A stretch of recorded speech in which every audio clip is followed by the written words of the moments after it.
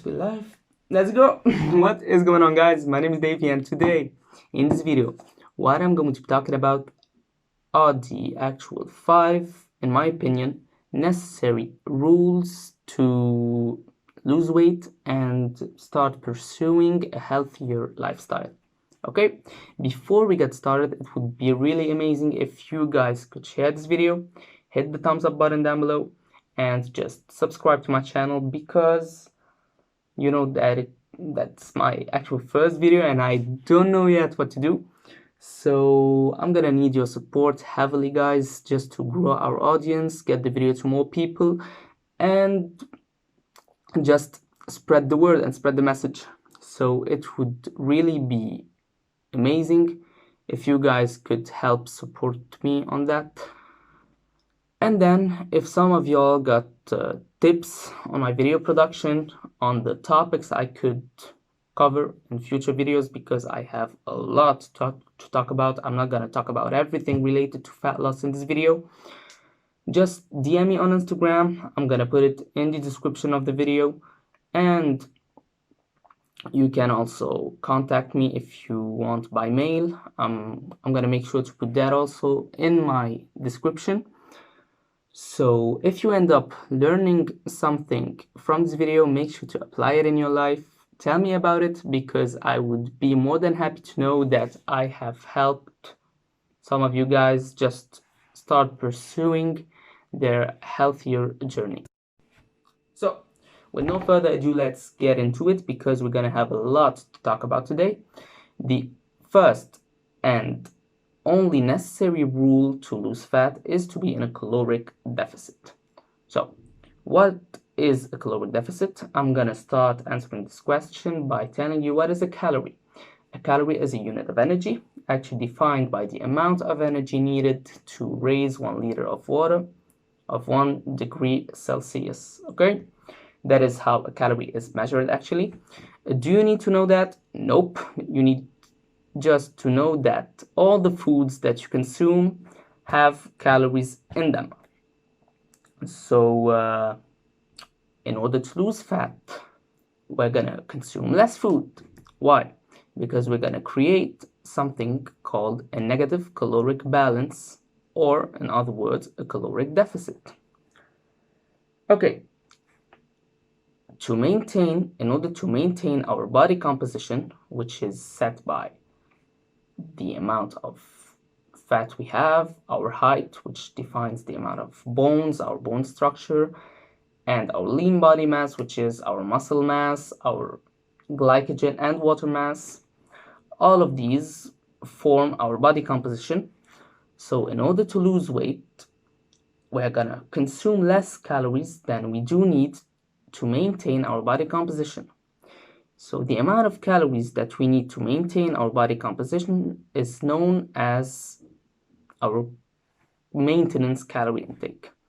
Okay, that's the amount of calories that you're probably taking without even trying if you're not gaining nor losing weight. That's basically your maintenance calories. So in order to lose weight, we're gonna eat less than that. Logic. Why does this actually work?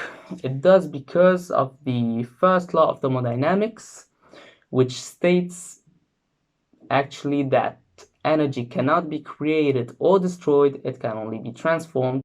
And by nor created or destroyed, we do mean that, for example, if I come up to eat something, for example an apple, the energy, the calories in the apple are not going to vanish, disappear like no, they're going to be stored as something, they're going to be transformed, and this something is going to be mostly body fat.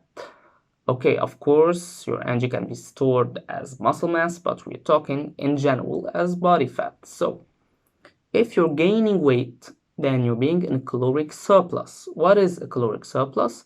It's the state where you're eating so much, then you're consuming a lot of energy, but you're not spending as much as you're consuming, because if you're spending as much as you're consuming, you should maintain your weight. If you're gaining weight, that means that all the energy that you're consuming is not being spent. and some of it is going to eventually be stored, and these stores are going to be body fat. Intuitively, in order to lose fat, we're going to be in a caloric deficit, so our body starts using the stores that it previously has from accumulating calories over the years, I guess. Basically, your body is going to start using the fat cells as energy when you're in a caloric deficit.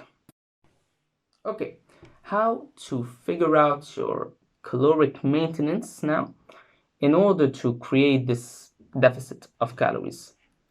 Your caloric maintenance, or in other words, is your total daily energy expenditure, TDEE, is the sum of your basic metabolic rate. You may have heard of that before, the BMR, the metabolism, your non-exercised activity thermogenesis. It's the calories I do burn when I'm doing everyday life activities that I don't actually book as exercise, when I'm not lifting weights, when I'm not doing cardio, when I'm not doing all that.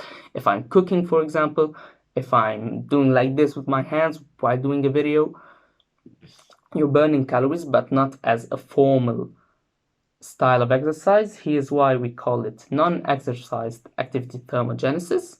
There's also your exercise activity thermogenesis, which is the cardio and weightlifting we do.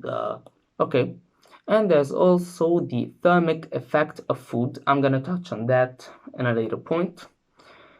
All of these factors determine your total daily energy expenditure. So the main component in the equation that is gonna determine our total daily energy expenditure is our BMR, unfortunately. Why do I say unfortunately? Because the BMR is mostly genetics. It depends on if you're a man, a woman, tall, short, naturally born with more fat cells or not, and just the way your organs function, and that is gonna decide the biggest portion of calories that you'll be able to consume in order to maintain your body composition. But what we can do is increase our eat, and thermic effect of food. So these points are going to be covered in later points in the video. Okay, so now that we've talked about your total daily energy expenditure, being in a caloric deficit, calories, logic, thermodynamics, and all that, how are you actually going to lose fat? Okay, so just to be clear, a pound of fat, which is equivalent to 2.2, I'm gonna put conversions on the screen while I'm talking, so I don't actually have to convert each time I mention the word pound into kilograms. So a pound of fat is actually 3,500 calories. So in order to gain a pound of fat, we have to eat 3,500 calories more than we do need. So we need to be in a surplus of 3,500 calories. By the same logic, in order to lose weight, we're going to be in a total deficit of 3,500 calories to lose a pound. Of course, we're not going to lose a pound a day. Here's why we always say that it's better to aim for a slow weight loss. Because if you actually want to start by losing a pound a week, which is amazing, by a month you'll have lost roughly 2 kilograms. By a year, you'll have lost a lot of weight. So if you want to lose a pound a week, you're going to need to create a 500 calorie deficit. And how to figure out the way that you're creating your calorie deficit. So you start off by tracking your weight, by weighing yourself every day and living your life while tracking what you're eating using an app. For example, I use my MyFitnessPal. I've used it for like the past 9 months or so, I've not skipped a day of counting my calories. Yes, so you're gonna count calories in order to know what are the calories that you're consuming actually, and what are they doing to your body. So let's say this week has passed, and you've been counting your calories, right, and weighing yourself, and you've come into a conclusion after 1 week that you do need 3,000 calories to maintain your weight. And you knew that you needed that to maintain your weight because your weight hasn't changed in that week, okay? So first of all, you're very lucky, congratulations. Second of all, you're gonna start your weight loss journey or whatever you wanna do with it now. You knew that you need 3,000 calories. You're gonna consume less than that. You're gonna be consuming 2,500 calories, for example, sticking into a 500 calorie deficit a day, which is gonna result in a pound of fat lost in a week. And how you're gonna actually evaluate what you're doing is not only by the numbers. You drop the amount of food, as we said. You keep tracking your food to make sure that you're hitting this caloric number. And then you're gonna need to look at the mirror and at the weight.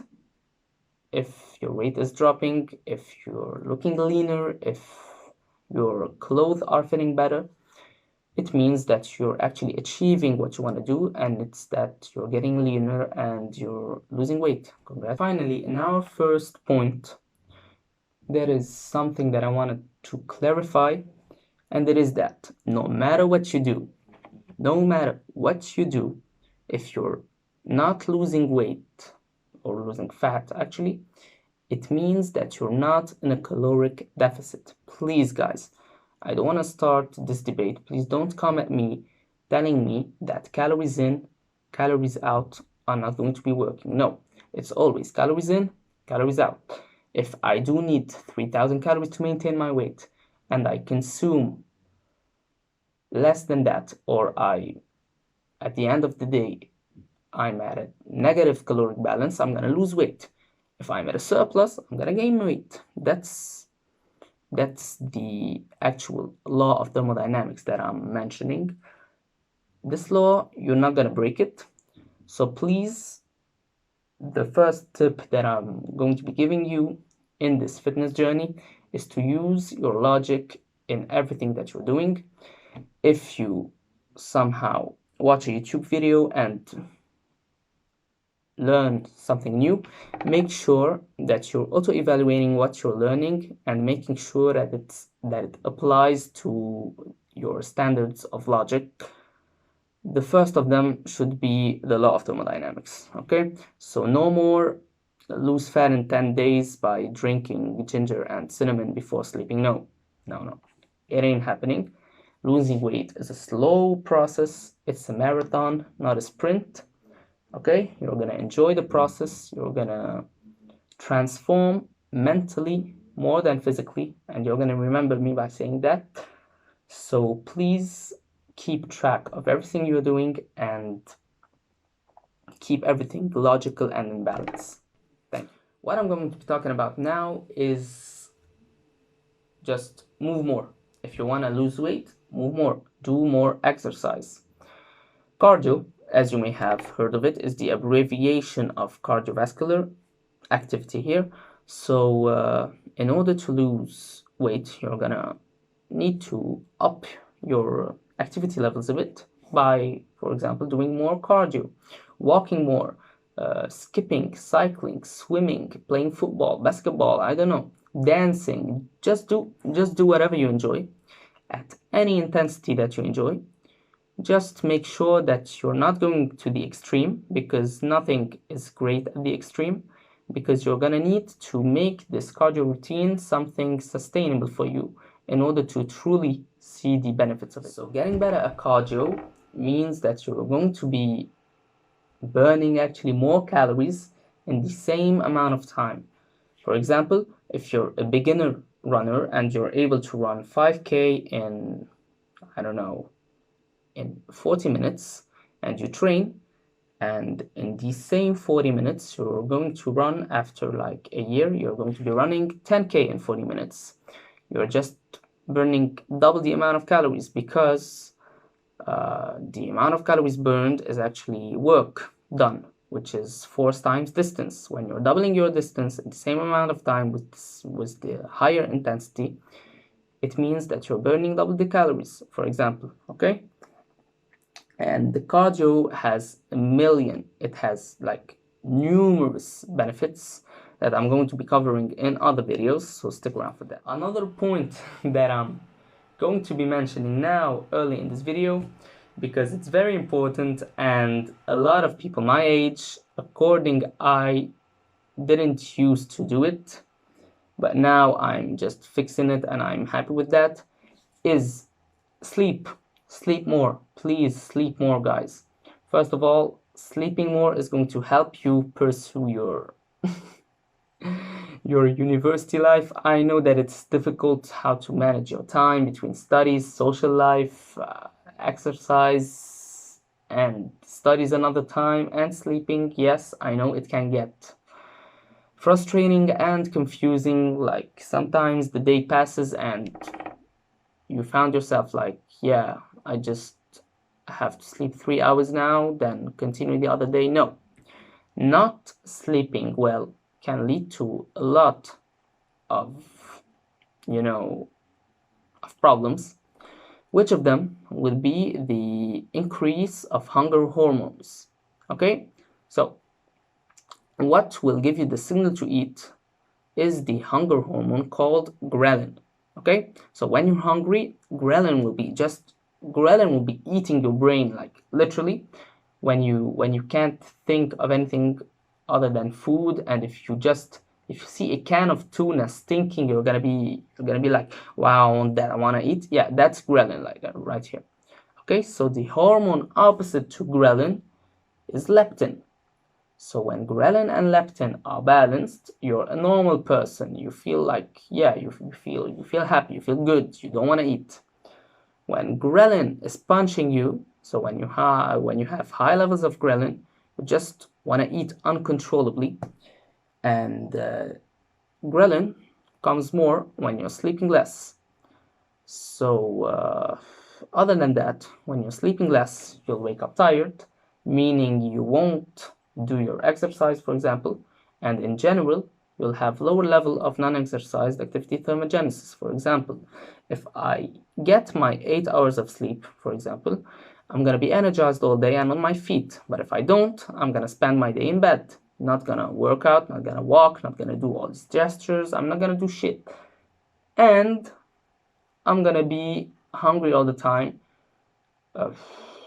That is gonna cause overeating and just losing weight, a much harder experience than it should be. How much should you sleep? I cannot give you an exact number. Studies have shown that each and every individual has his needed amount of sleep.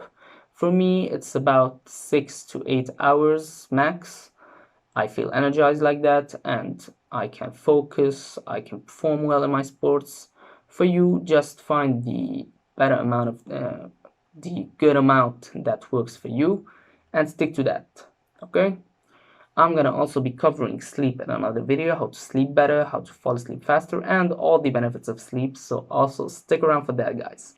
Now, the fourth rule I'm going to be getting to is related to what you're actually eating. Okay, you're gonna lose weight, whatever you're going to eat. Yes, I can eat donuts and pizzas and still lose fat. I have done that, and I usually do that when I'm in Lebanon because I know how to manage my caloric intake throughout the day according to the social events that I do have and all that. But you can also make it easier in your free time to lose even more weight effortlessly by eating more protein and more fiber. Why?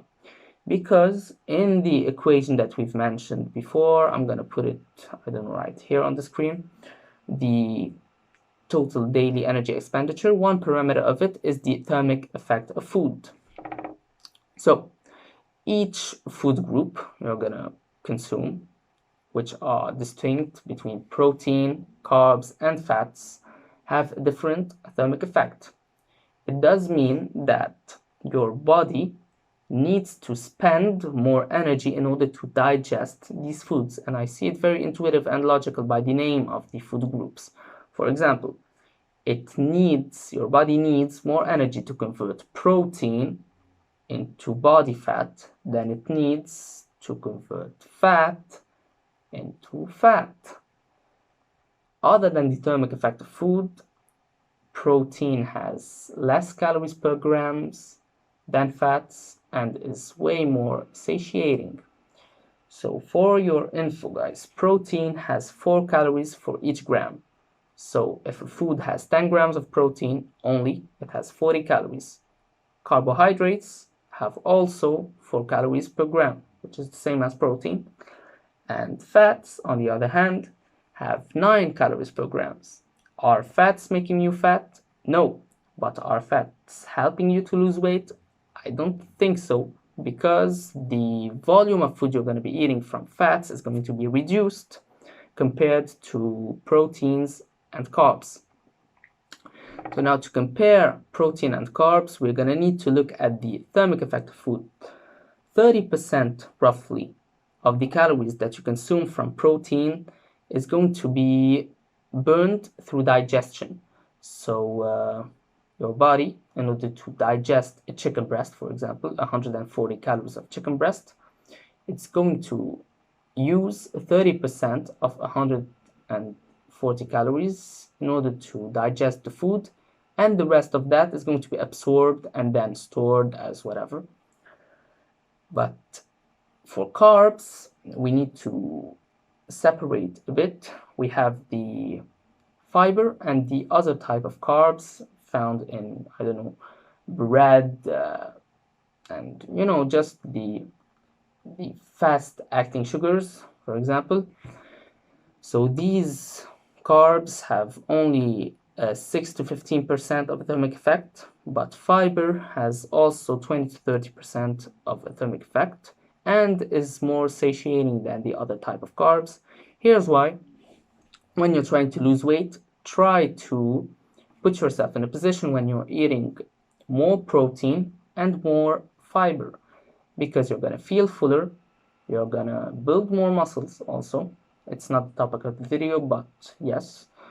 And you're gonna burn just more fat through digestion. Am I saying to cut out fats, for example? Entirely, of course not. We're talking about a sustainable and healthy lifestyle. In order to be healthy, you need an amount of fat to regulate your hormonal balance in the body. But healthy fats, for example, from salmon, from nuts, avocado, egg yolks, and all that. And of course, we're not doing ketosis here. We're not cutting carbs, because the main purpose of what I preach is to be realistic and sustainable. So cutting out bread, rice, pasta, popcorn, corn, and a lot of other carb sources is not going to be something that we're going to love to make at the long run. So the last tip that I'm going to cover today in this video, because we've really talked about a lot of things and that's great, is going to be to drink more water. Why?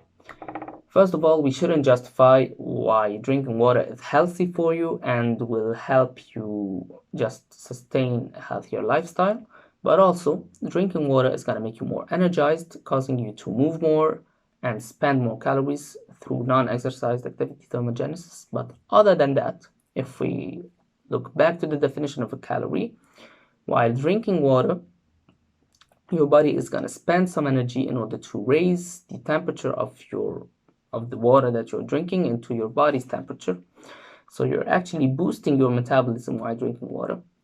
And finally, when you're filling your stomach with fluids, you're keeping ghrelin, this hormone that makes you hungry. You're keeping it at bay because your stomach is full, so it's not sending you signals to eat. And at the end, just it's plain water. Nobody can Nobody can give you the excuse that no, but I don't have access to water. No, everyone has access to water, at least where I live. Uh, Everyone can drink water, and just use it as an advantage. Use it as a tool to simplify your weight loss journey. Okay, so I hope you guys enjoyed this video. If you did, make sure to drop a like, subscribe, share the video, get it to everyone, and help me pursue my fitness journey on YouTube. So, as a quick recap of what we've talked about today, so the only necessary rule to lose fat is to be in a caloric deficit. How do you achieve a caloric deficit? We have a lot of ways. The main one is to eat less food in order to spend more than you're consuming. You're going to be able to eat more calories if you constantly stay active, and you're not going to feel hungry if you sleep better or drink more water. It's going to also keep you healthy and make the process a whole lot easier. And try also to prioritize protein and fiber in order to keep you full and to just enjoy the benefits of a higher thermic effect of food, helping you to lose weight faster. Finally, weight loss is a marathon. It's not a sprint. It's like, who has the patience to enjoy and feel the process and just embrace the changes that come with losing a pound of fat. I don't know. For me, I see it as just more than a weight loss, because the dedication you need and the healthy habits that you're building are really gonna change your life. Just trust me on that, guys. And I guess I'll see you next time. Thank you.